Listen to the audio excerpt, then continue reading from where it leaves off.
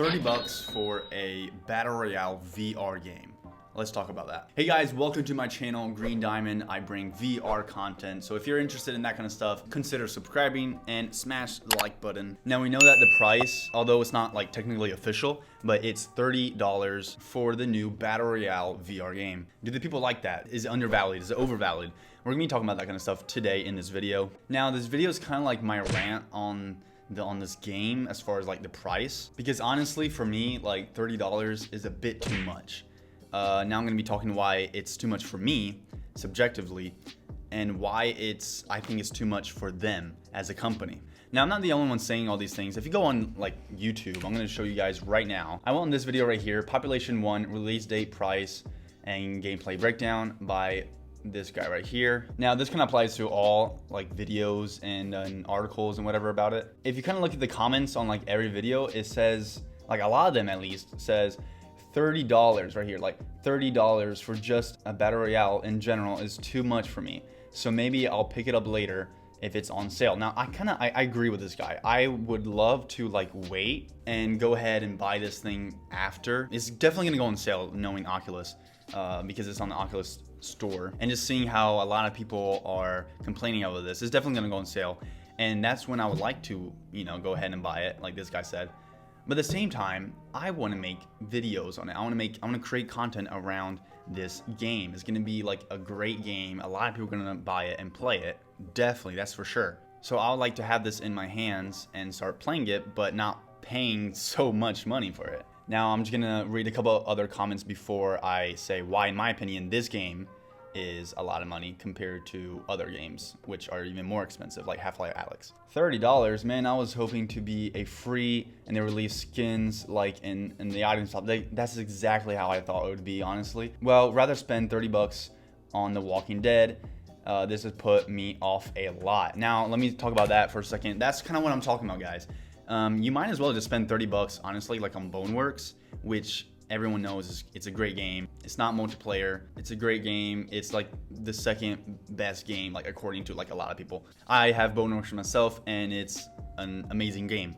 Now, I'm not saying that this is not a great game. I heard many people say that, you know, from the people who played it, obviously, that it is a great game. It is fantastic, and it's beyond any expectations. Now, that's a great thing. Does that still mean that they should price it like that? Even if this is better than Boneworks, should they still price it that high or that low according to others? I'm gonna get all into that in just a second. Let me continue reading some of these comments. He said $30 for a Battle Royale VR game.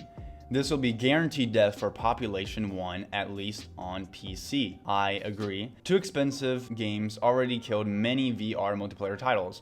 This will be the next one, at least on PC VR. I'm sure on the Quest it will have a decent player base though. In times of big AAA free games like Modern Warfare, Apex Legends, or Fortnite, you can't just make a $30 VR Battle Royale with a lot less content and worse graphics and expect the game to succeed, especially if it's VR, which still has a small player base. They should have charged it max 10. Then it could have had chance against Pavlov and Onward, but not like this. Okay, I agree with that. Let's talk about that for a second.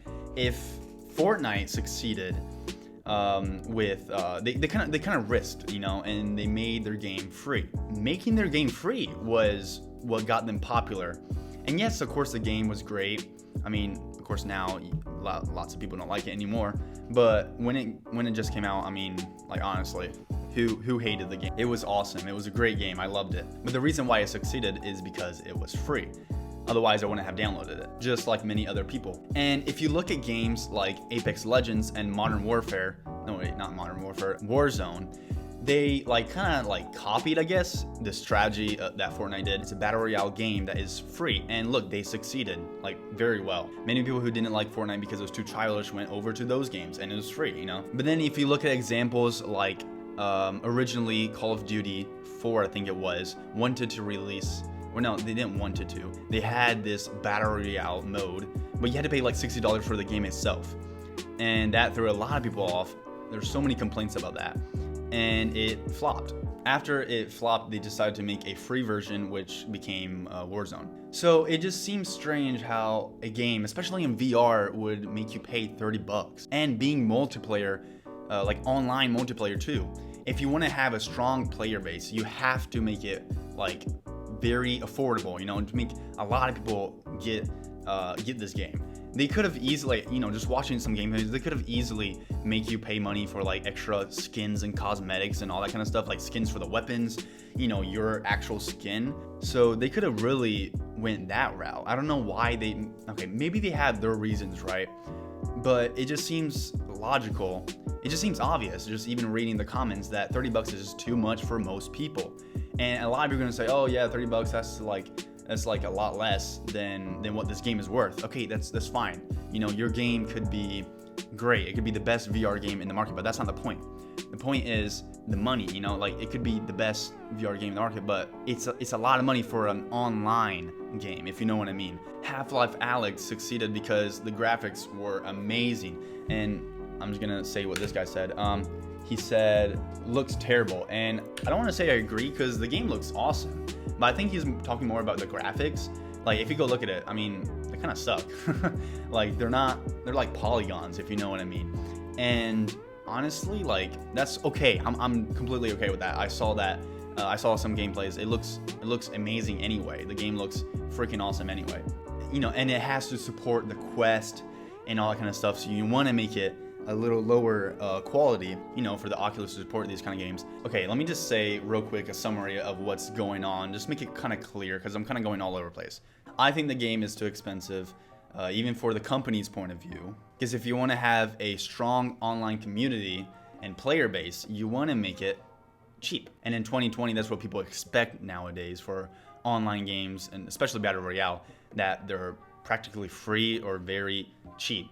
So make it either cheaper, like $10, $15, maybe $20, not $30. And add like an item shop with cosmetics. Maybe they already have that, I don't know, but they should just have that. Now, obviously, you don't want to make it pay to win. That's another, you know, thing, not pay to win. That's horrible. And I guarantee you this will make it popular. This will make it a lot more affordable for everyone. And especially with this Quest 2 that is coming out really soon, a lot more people are gonna start getting into the VR community, you know, if you know what I mean. And if you want your game to become, you know, popular and for a lot of people to play it, especially these new people who are coming in, you want to make it cheaper. For the company's point of view, obviously they have their reasons. I kind of want to hear those reasons. You know, they have been working on it for years now. I actually made a video last year. Check out the card over here. I made a video not specifically on the game. It was more like the top 5 most anticipated games of 2020. And I mentioned this Battle Royale game and I was really excited for it. And apparently they've been working on it for like years now. So that's great and all. But just because you put a lot of work into it, you know, doesn't mean that you have to price it so high. But for me, like, this is really subjective. I pre-ordered the Oculus Quest 2. That's already 350 euros actually, because it's more in euros. Plus having to buy all these games, I mean, it ends up costing me a lot of money. And so me, as a content creator, I want to make content on VR, but it's kind of hard if I have to spend so much money, you know what I mean? All right, that's it for this video, guys. Thank you for watching. I'm done with my rant.